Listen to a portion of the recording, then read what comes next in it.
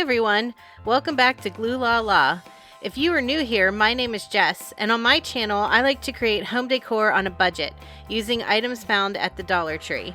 If that sounds fun to you, I'd love it if you would hit that subscribe button and ring the notification bell so you don't miss any of my future videos, and make sure you say hi in the comments. If you are already subscribed, welcome back, and let me know, did you start decorating for Easter yet? I mostly like to decorate for spring, but I do like to have a few touches of Easter around my house. So today I have 3 Easter projects that are pretty quick and easy to come together, and of course they use a lot of items from the Dollar Tree. Alright everyone, let's get started. For the first project, I'm using one of these larger wooden egg decorations that they have at the Dollar Tree. And they had 2 different designs and they were both full of glitter, so I just used some craft paper to cover over the glitter side of it. And on the back side, I gave it one pretty thick coat of the plaster color by Waverly. Next, I had found this calendar earlier in the year at the Dollar Tree. I know a lot of people had gone crazy for the farmer's market calendar, but I was never able to find that one at my store. But I thought this one had a really pretty image for Easter.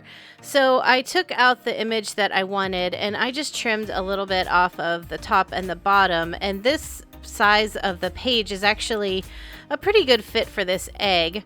So I really didn't have to trim anything off the sides to start. And then I'm just using a glue stick because I don't always like to use Mod Podge. I think sometimes on thinner paper like this it just wrinkles too much. So I just use a glue stick to get it stuck down to the egg, and then once I had it in place I was able to use my utility knife to cut off the excess on the edges.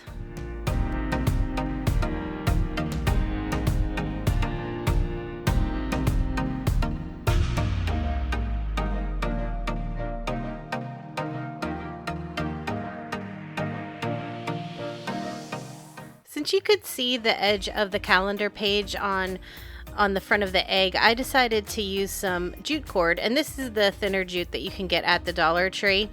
And I just wrapped it around the top and the bottom of the calendar page to kind of blend that line in a little bit. Now, because of the shape of the egg, instead of just gluing it on once and then starting to wrap, I actually had to put a little bit of glue on the sides of the eggs too. I think because of the egg shape, like the jute kept wanting to slip up a little bit, so I just had to use a little bit of extra hot glue. And then once I had all the jute wrapped on that I wanted, I took a little bit more hot glue and I just ran a good bit of it on the back just to kind of hold all of the strings in place, and I did that to the top and the bottom of the calendar page.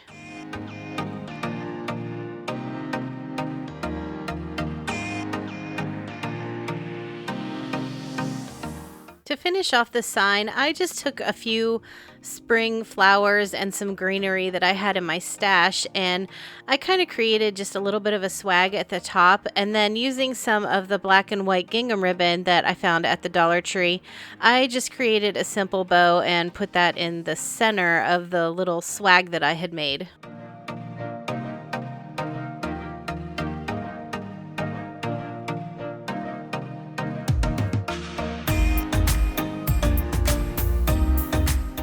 This Easter sign came together so quick and easy.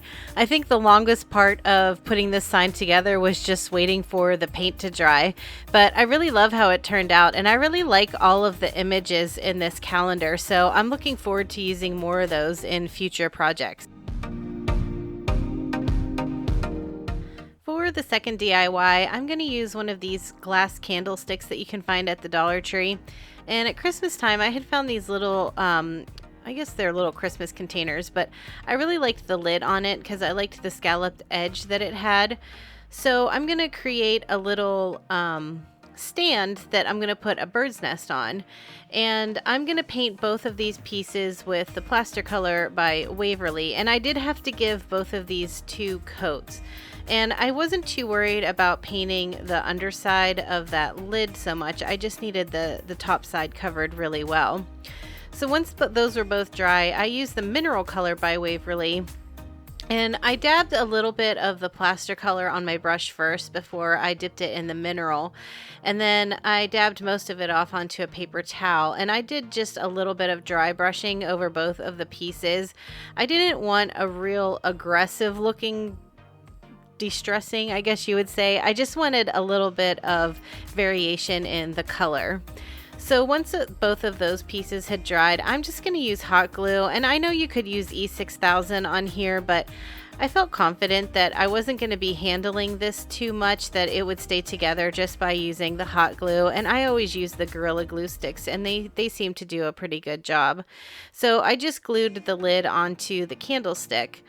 Now, I've never made a bird's nest before, but I had this Spanish moss on hand that I got at the Dollar Tree, and since I already had the container that went with that lid, I figured that would be a good guide for me to use to figure out what size I needed for the bird's nest. So I just kind of pulled the Spanish moss apart and I stuck it inside the container, and then once I had the size that I liked, I ran a whole bunch of hot glue on the underside of it because I figured that would kind of help it keep its shape. And I had already painted a few eggs that I found at the Dollar Tree in different colors of chalk paint, so I pulled some of those out of my stash. And then just to add a little interest, I used a toothbrush dipped in the ink color by Waverly, and I just added a little bit of speckling on the 3 eggs that I had picked out. Now, I was afraid that the bird's nest was going to start to lose its form, so I cut up a skewer, and I just tucked little pieces in the side walls of the nest just to help kind of hold its shape. And I can tell you, I made this DIY a few weeks ago before posting this video, and the nest is still holding its shape, so I think those skewers kind of really helped keep the walls of it in place. Then I just tucked my little eggs into the nest, and I added a few pieces of greenery and another little bow that I had made out of that same black and white gingham ribbon.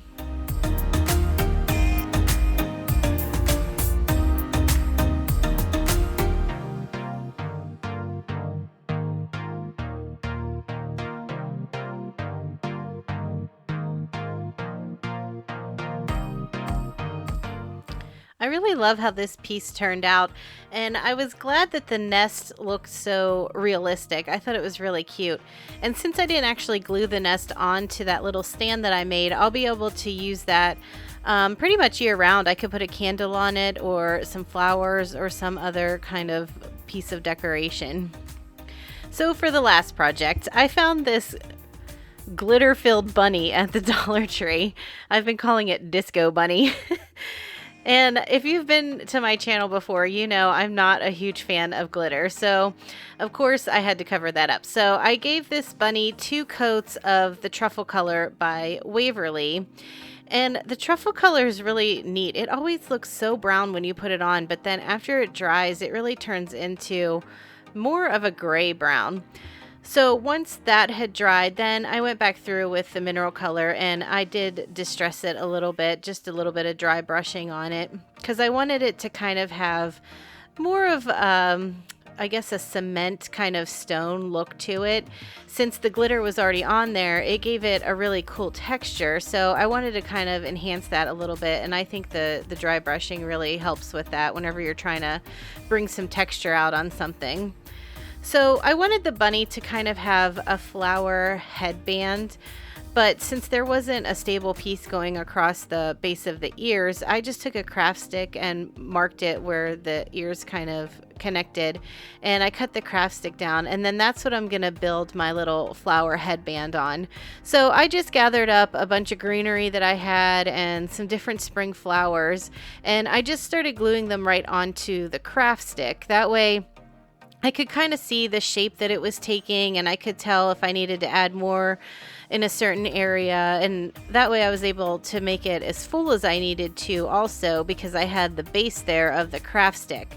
So once I had the flower band all formed how I liked it, then I was able to just use my hot glue to glue the craft stick onto the base of the bunny's ears.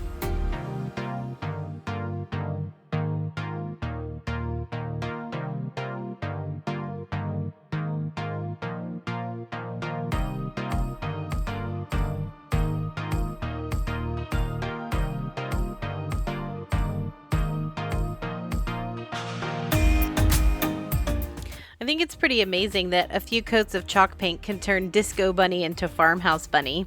You'll have to let me know in the comments, which do you prefer? Do you like more glam for your decorations, or are you more into the farmhouse style like me? And if you didn't already know, I am on Instagram, so you can find me over there at Glue La La. And if you ever try to recreate any of my projects, make sure you post it on Instagram and tag me in it so that I can see it.